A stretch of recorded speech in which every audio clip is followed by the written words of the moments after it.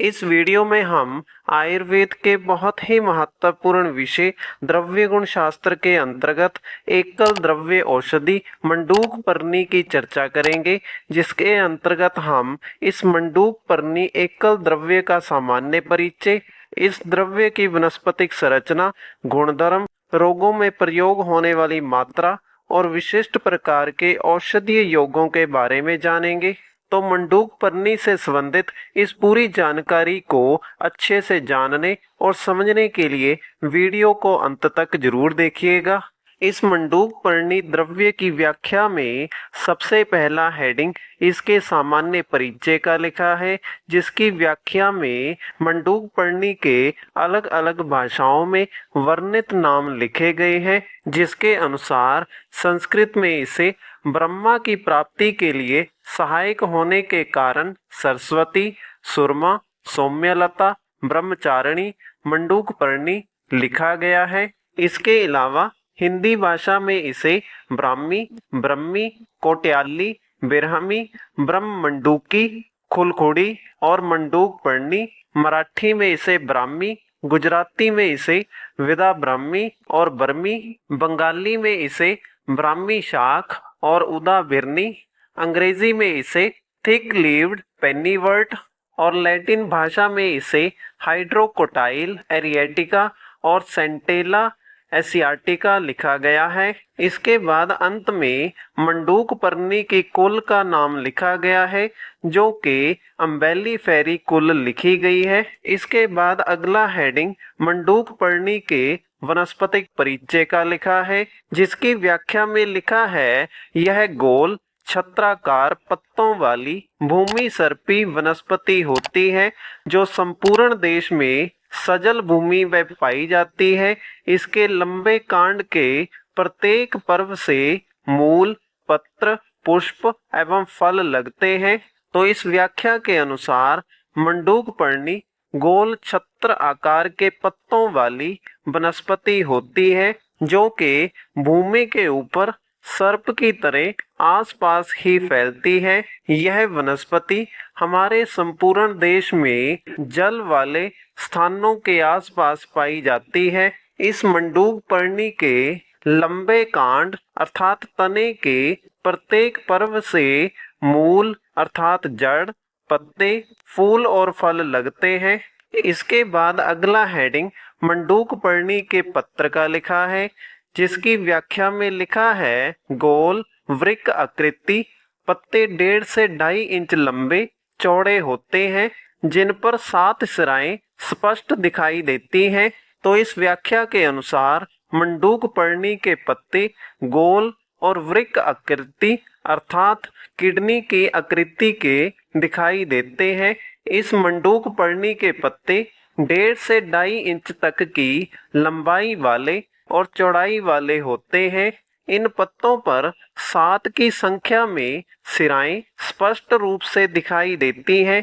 इसके बाद अगला हेडिंग मंडूकपर्णी के पुष्प का लिखा है, जिसकी व्याख्या में लिखा है वसंत ऋतु में छोटे छोटे आकार के लाल रंग के फूल लगते हैं। तो इस प्रकार मंडूकपर्णी के फूल वसंत ऋतु में लगते हैं, जो कि छोटे छोटे आकार के होते हैं। इन फूलों का रंग लाल होता है। इसके बाद अगला हेडिंग मंडूकपर्णी के फल का लिखा है, जिसकी व्याख्या में लिखा है ग्रीष्म ऋतु में चपटे बीज लगते हैं। तो इस व्याख्या के अनुसार मंडूकपर्णी के फल ग्रीष्म ऋतु अर्थात गर्मियों में लगते हैं। इन फलों में से निकलने वाले बीज चपटे आकार के होते हैं। इसके बाद अगला हेडिंग मंडूकपर्णी के रासायनिक संगठन का लिखा है, जिसकी व्याख्या में लिखा है हाइड्रोकोटिलिन, एशियाटिकोसाइड, वेलेरिन, फैटी एसिड, एस्कोरिक एसिड पाए जाते हैं। मंडूकपर्णी के इन लिखे गए रासायनिक संगठनों का प्रयोग आधुनिक चिकित्सा शास्त्र में औषधि बनाने के लिए घटक द्रव्य के रूप में किया जाता है। इसके बाद अगला हेडिंग मंडूकपर्णी के गुण धर्म का लिखा है, जिसकी व्याख्या में मंडूकपर्णी के रस, गुण, वीर्य, विपाक और प्रभाव के बारे में लिखा गया है। तो इस व्याख्या के अनुसार मंडूक पर्णी रस में तिक्त और कषाय, गुण में लघु, वीर्य में शीत, विपाक में मधुर और प्रभाव में मेद्य होती है। इसमें मेद्य का अर्थ दिमाग की स्मरण शक्ति को बढ़ाना है। इसके बाद अगला हेडिंग मंडूक पर्णी के दोष प्रभाव का लिखा है, जिसकी व्याख्या में लिखा है कफ पित्त शामक, जिसका अर्थ ये है कि मंडूक पर्णी का औषधि के रूप में प्रयोग करने पर यह पाचन होने के बाद शरीर में जाकर कफ और पित्त दोष को कम करके शांत करने का कार्य करती है। इसके बाद अगला हेडिंग मंडूक पर्णी के रोग प्रभाव का लिखा है, जिसकी व्याख्या में उन सभी लक्षणों या रोगों के नाम लिखे गए हैं जिनके लिए मंडूक पर्णी या मंडूक पर्णी से बनी हुई औषधि का प्रयोग किया जाता है।